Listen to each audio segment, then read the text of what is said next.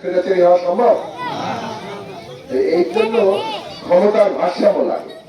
ক্ষমতার ভারসাম্যটা তৈরি করার জন্যই আমরা জুলাই জাতীয় সনদ তৈরি করেছি, যেটা আমাদের জবাবদিহি নিশ্চিত করবে। তাহলে কে ক্ষমতা পাইবে এখন? জনগণ। জনগণই এই জাগতিক জীবনে রাজনৈতিক ক্ষমতার অধিকারী। তাহলে জনগণ যদি রাজনৈতিক ক্ষমতার অধিকারী হয়, তাহলে জনপ্রতিনিধিরা জনগণের কাছে জবাব দিতে হবে।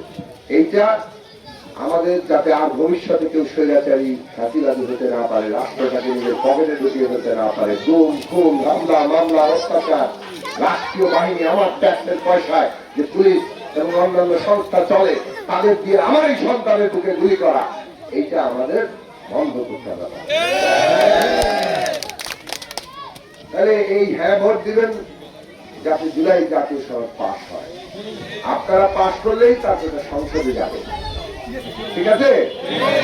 তাহলে হ্যাঁ ভোট দেবেন। আর 2 নম্বর বিষয় হচ্ছে এবার এমপি কিংবা সংসদ সদস্যের ভোট দিবেন।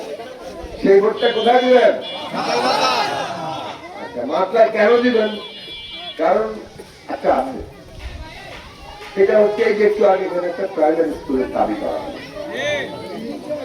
আমি কথা দিচ্ছি যে যদি মাত্রা বাচ্চা যদি হয়, আপনাদের এখানে প্রাইমারি স্কুল স্থাপনের জন্য আমি সর্বাত্মক।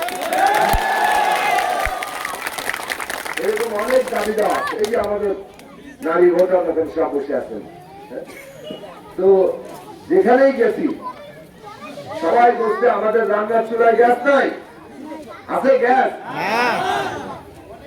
এখন সবার কথা হচ্ছে আপনি গ্যাসের ব্যবস্থা করেন, ভোট নিয়ে আপনার ভাবতে হবে না। এখন ধরেন পাইপলাইনের গ্যাস তো সরকার সিদ্ধান্ত নিয়ে বন্ধ করেছে। বাসা বাড়িতে আর কোথাও বাংলাদেশের পাইপলাইনে গ্যাস দেওয়া হচ্ছে না, কিন্তু এলপিজি সিলিন্ডার তো আছে। এলপিজি সিলিন্ডার যাতে প্রত্যেক ইউনিয়ন থেকে পর্যাপ্ত সরবরাহ হয়, সেইটা আমরা নিশ্চিত করব।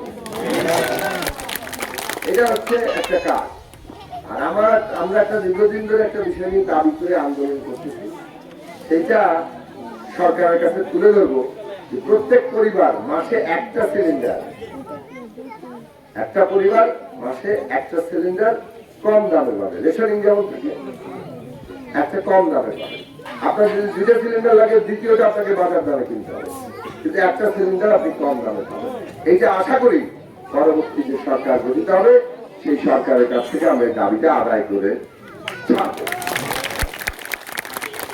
তারপরে ধরেন রাস্তাঘাটের অবস্থা, এই বাঞ্ছারামপুরে এখনই আর চলাচলের উপযোগী রাস্তা ভালো হইলেও একটু রাস্তা, এই রাস্তা দিয়ে তো 2টা অটো ঠিক মতো একটা যাইতে পারে না। গাড়ির ব্যবহার, এই যে মেঘনা ব্রিজ হয়ে গেলে তারপর যে বাঞ্ছারামপুর সারা বাংলাদেশের সামনে নতুন করে উপস্থাপিত হবে। এইখানে যে এরকম একটা উপজেলা আছে, এর যে এত বিশাল মেঘনা তীর আছে, এবং সেইটা যে একটা বিরাট, যদি ওইখানে আমরা রাস্তা করি তাহলে ধরেন প্রপার লাইটিং থাকে, এটা তো পর্যটনের বিশাল কেন্দ্র হয়ে যাবে, তাই না? এখানে বিনিয়োগ হবে, শিল্প কলকারখানার একটা অঞ্চল আমরা তৈরি করতে পারবো, অনেক কিছু জায়গাটা পাবো। তখন এইসব ছোট রাস্তাগুলো কিন্তু বড় করতে হবে, কারণ অনেক লোক গাড়ি ঘোড়া সব বেড়ে যাবে মানুষের যাতায়াতের জন্য। যারা ঢাকায় থাকে তারা পাইপে আসা শুরু করবে, কারণ মাত্র 1.5 ঘন্টা লাগবে মানুষ আসতে। অনেকে এখান থেকে বাড়ি থেকে অফিস করবে। সুতরাং একটা বেশ পরিস্থিতি বদল ঘটে যাবে। সেই পরিস্থিতি বদল ঘটানোর জন্য আমাদের রাস্তাঘাট ঠিকঠাক করতে হবে। অনেক বড় পরিকল্পনা করে বাঞ্ছারামপুর আগামী 20 বছর পরে কোথায় যায় দাঁড়াতে পারে, এটা আমাদের সব নেতাদের এখন ভাবতে হবে।